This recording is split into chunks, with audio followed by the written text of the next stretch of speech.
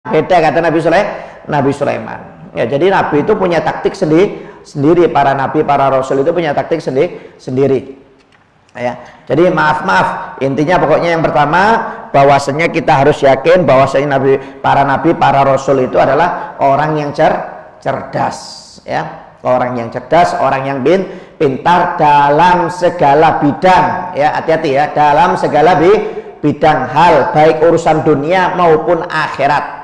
Ya, maupun akhirat. Oh, Nabi Muhammad kan nggak bisa bikin pesawat, iyalah yang zamannya. Jangan disamakan zaman dulu sama zaman sekarang. Ya, tapi kalau ilmunya itu semuanya ada dari Al-Quran dan hadis. Ya, maaf para penemu itu kan mereka itu menemukan ilmu dari Al-Quran dan hadis. Maaf seperti ilmu embriologi. Ilmu embriologi ini tahun berapa Pak ditemukan Pak? Baru awal abad 19. Maksudnya maaf, sperma ketemu sel telur, kemudian jadi berbuah, kemudian jadi segumpal darah, segumpal daging, keluar tulangnya, kemudian ditutup lagi. Itu tahun berapa ketemu? Abad 18 nggak ada, ilmu embriologi ini nggak ada. Abad 17 nggak ada. Baru ditemukan ilmu embriologi ini abad awal 19. Itu Al-Quran sudah menyatakan. Anda lihat dalam Al-Quran. Al-Quran kan menyatakan sperma ketemu sel telur, kemudian jadi segumpal daging, jadi segumpal darah, jadi segumpal daging, keluar tulangnya, jadi 40 hari, 4 bulan, ya, ditiupkan ruh. Loh, itu kan Al-Quran sudah menyatakan.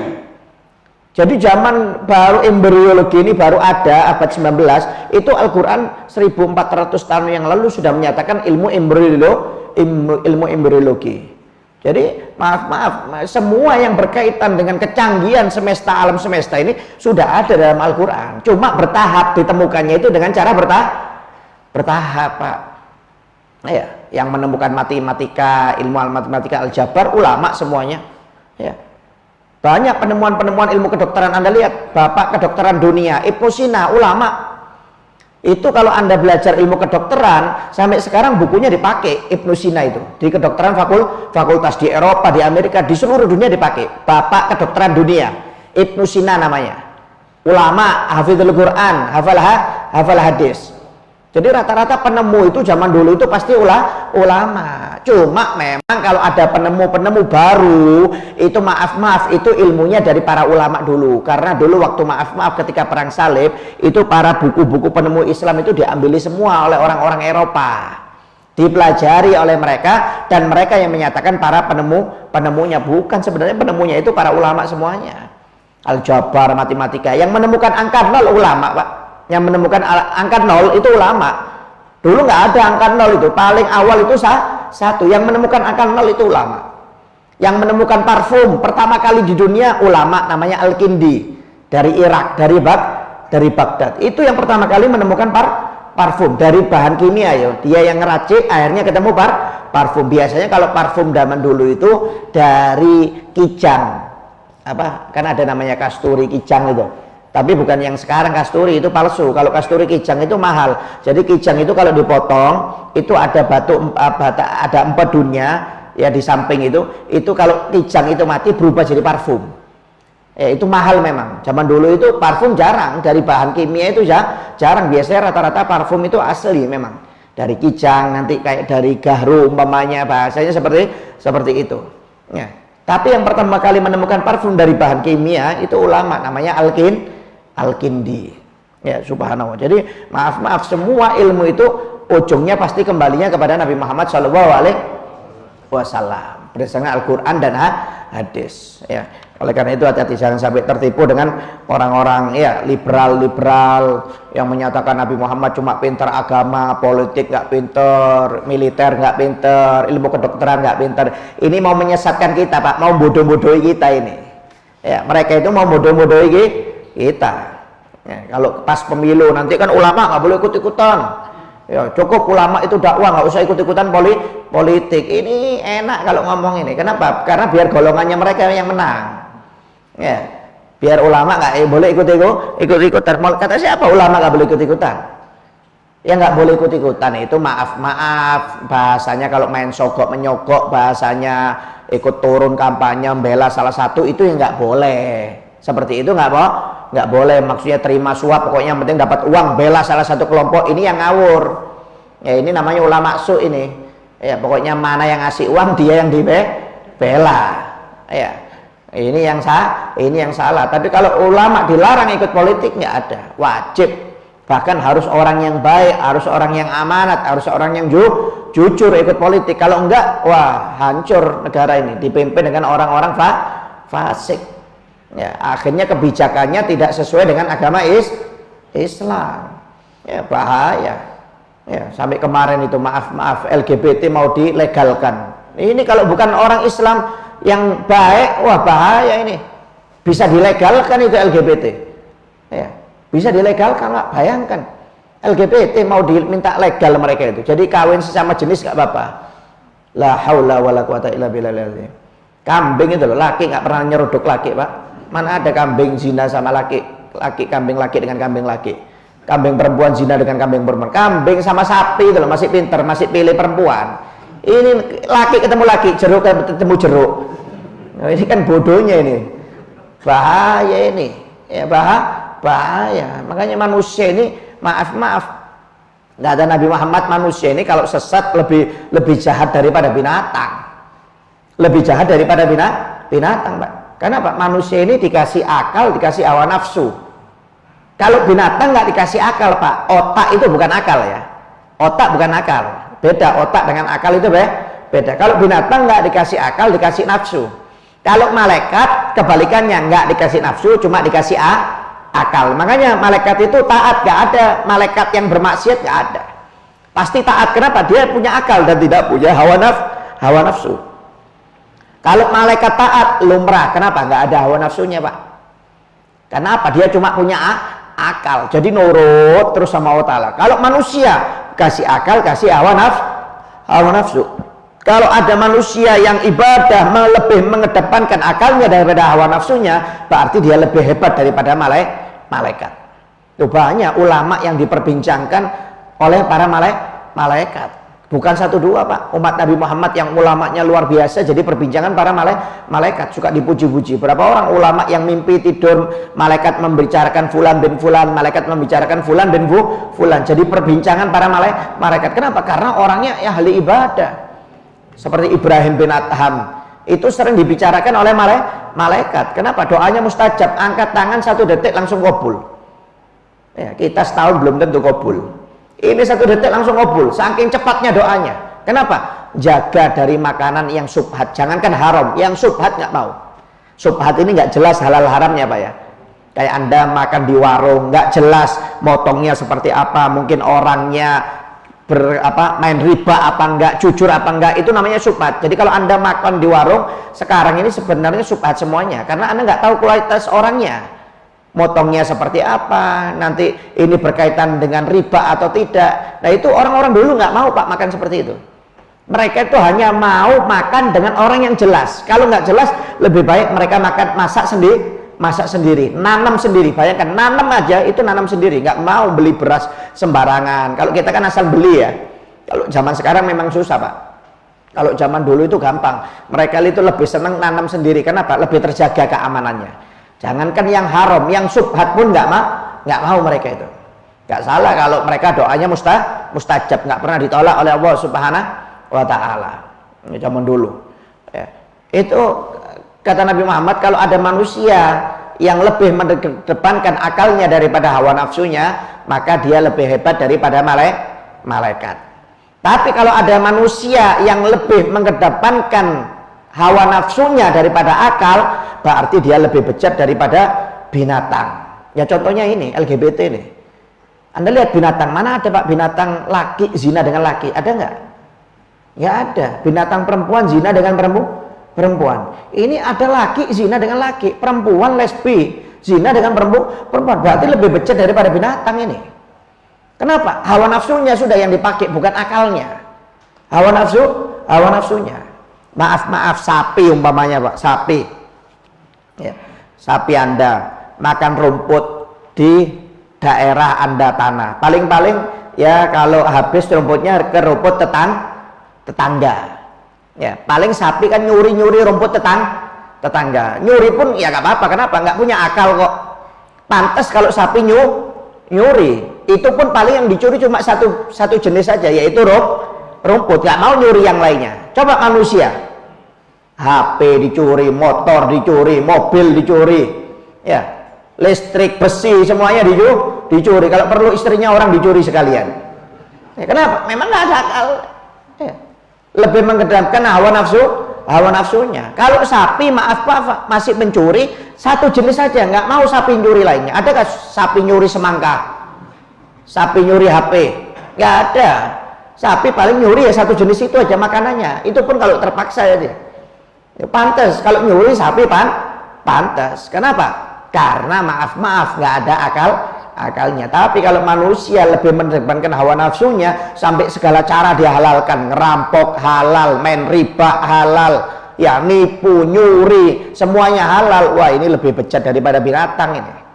Makanya kata Allah Subhanahu wa taala, balhum adol, mereka itu lebih sesat daripada binatang, kata Allah Subhanahu wa taala. Wal iyadzubillah min dalik. Bahaya. Ya, bahaya. Makanya orang-orang liberal ini kadang-kadang mau merusak kita, ya, bahaya.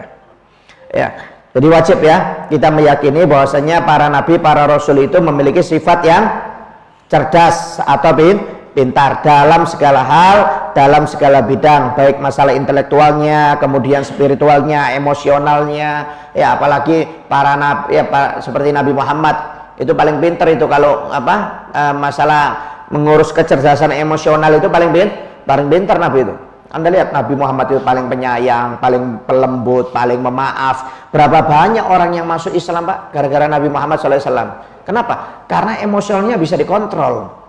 Itu yang membuat dakwanya Nabi diterima di semua kalangan. Ya, kalau bahasanya kecerdasan emosional ini Pak, kalau dibahasakan sekarang itu akhlakul karimah. Ya, Nabi itu pemaaf, penyayang, ya, tidak pernah dendam, lemah lembut kalau bicara sama orang, walaupun sama orang kafir lembut Nabi itu. Nggak pernah keras Pak dengan orang kafir. Anda lihat ketika masuk kota Taif, Nabi Muhammad dilempari oleh penduduk kota Taif. Anjing di kota Taif nggak pernah dilempar. Ini Nabi Muhammad dilempar. Kekasihnya Allah Ta'ala ini Pak. Malaikat Jibril yang nggak punya hawa nafsu bisa marah kok. Sampai mengatakan minta izin kepada Nabi Muhammad, gunung ini di kota Taif mau dihempaskan kepada penduduk kota Taif. Apa jawab Nabi Muhammad? Enggak, jangan wahai Jibril. Kalau mereka tidak beriman, aku berharap anak cucu mereka beriman. Subhanallah. Coba sampaian sama saya Pak. Ya, lewat suatu kota dilempar wah, Beb, ya apa Beb? Habiskan 7 turunan. Jangan disisakan. Itu kalau kita. Kalau Nabi Muhammad walaupun dilempari tetap sabar, subhanallah. Akhirnya apa? Masuk Islam semuanya orang kota Taif. Nah, berkat kesabaran Nabi. Malaikat aja nggak ada hawa nafsu bisa marah Pak gara-gara Nabi Muhammad dilempar. Anda lihat ceritanya Nabi Muhammad ngasih makan orang Yahudi yang buta itu. Padahal orang Yahudi buta itu kerjaannya nyaci Nabi Muhammad. Dicaci, tapi tiap hari dikasih makan, disuapi oleh Nabi Muhammad. Kenapa? Tahu karena orang Yahudi ini nggak punya keluarga. Dan dia tidak bekerja. Jadi Nabi Muhammad yang nyuapi pagi, siang, malam, disuapi terus oleh Nabi Muhammad sampai Nabi Muhammad meninggal. Disuapi terus oleh Nabi Muhammad SAW. Padahal orang Yahudi itu kerjaannya nyaci. Saya nasihati ya, yang dinasihati Nabi Muhammad. Hati-hati, ini ada Nabi namanya Muhammad. Itu tukang sihir, tukang tipu, jangan percaya kamu. Tiap hari, siang, malam, pagi itu Nabi Muhammad dinasihati sama seperti itu. Tapi subhanallah Nabi Muhammad ini sabar sampai ketika meninggal. Sayyidina Abu Bakar tanya kepada anaknya, wahai anakku, apa amalan Nabi? Oh, Nabi biasanya ngasih makan orang Yahudi di pasar, wahai Abah. Ya, dikasih makan oleh Abu Bakar, sama kerjaannya nyaci Nabi. Loh, masa ini orang yang dikasih makan sama Nabi, kerjaannya nyaci Nabi, nuduh Nabi Muhammad tukang sihir, pembohong. Ya lama-lama Abu Bakar nggak tahan juga kalau Nabi dihina. Kenapa? Barusan meninggal masih sedih, Nabi Muhammad dihina. Jadi akhirnya Sayyidina Abu Bakar ini ngasihnya agak keras sedikit. Agak keras. Biasanya lembut. Nabi Muhammad itu kalau ngasih makan itu dihancurkan dulu lembut karena dia orang tua. Dalam riwayat giginya habis. Ini oleh Sayyidina Abu Bakar nggak dilembutkan, bahkan dikasarkan gara-gara menghina Nabi. Akhirnya orang tersebut mengatakan, kamu ini siapa? Kamu bukan orang yang tiap hari ngasih makan saya, kamu ini beda orangnya. Kata orang Yahudi tersebut. Siapa yang ngasih makan saya? Mana orangnya? Kata Sayyidina Abu Bakar, sudah meninggal orangnya. Siapa yang kamu hina itu?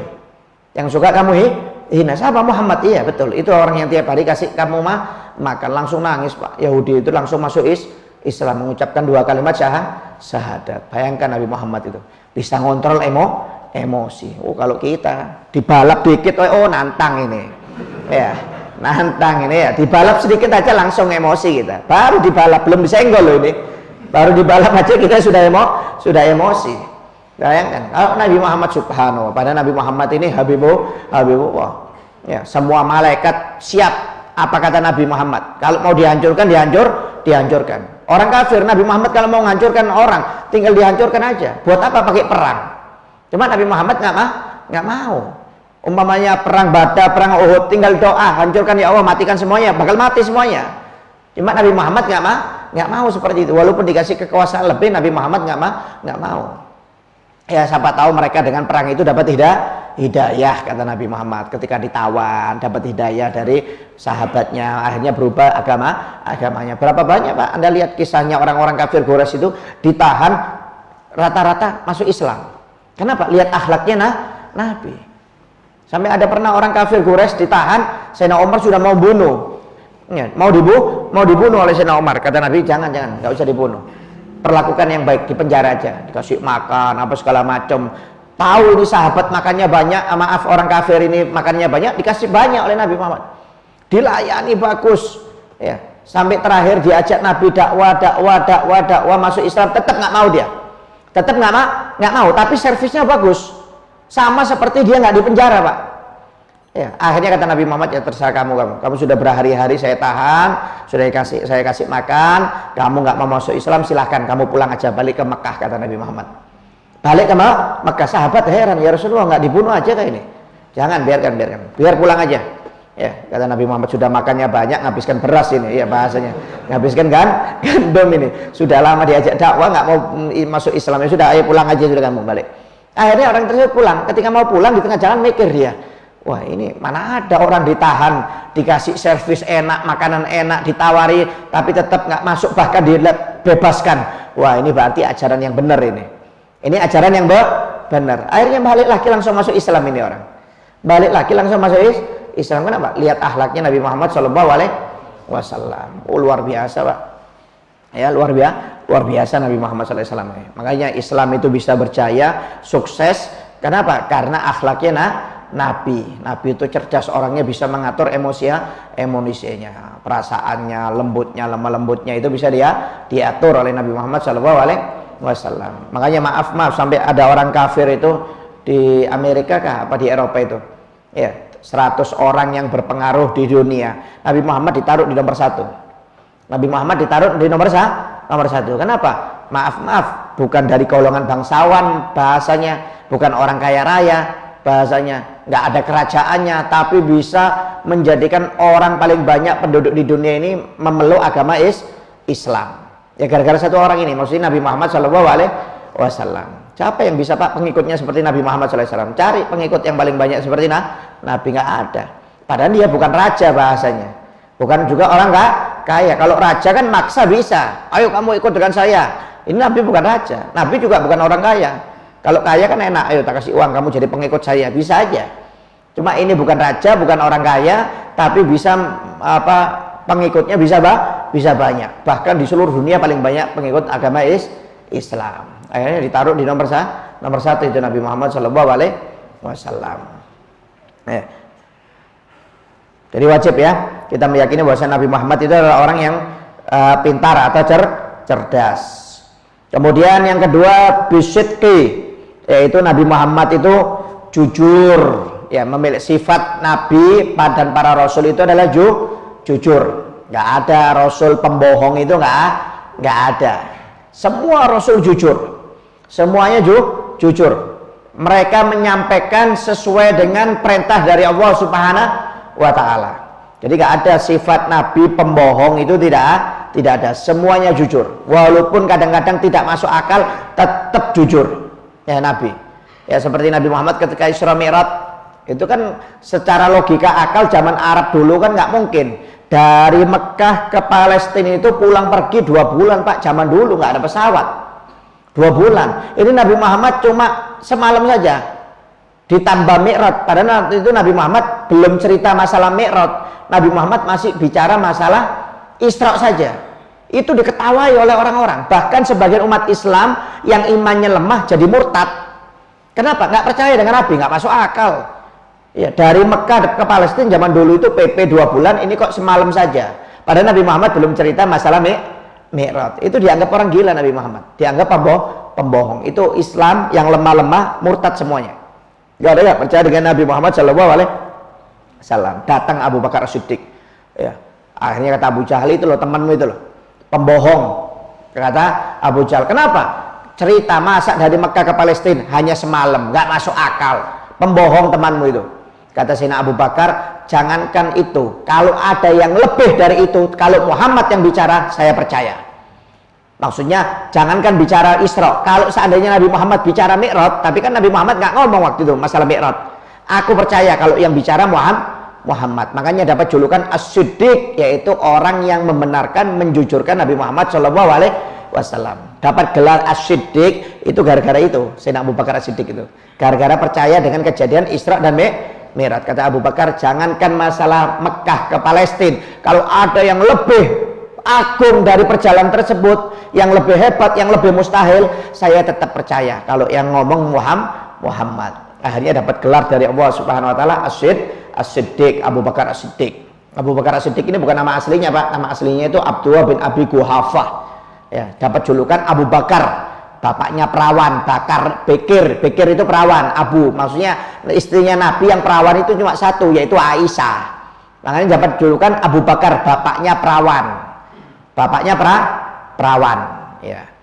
Makanya dapat itu bukan nama aslinya Abu Bakar itu. Abu Bakar itu adalah Abu, ayah, Bakar, perawan. Bapaknya perawan. As-Siddiq artinya adalah orang yang membenarkan Nabi Muhammad SAW.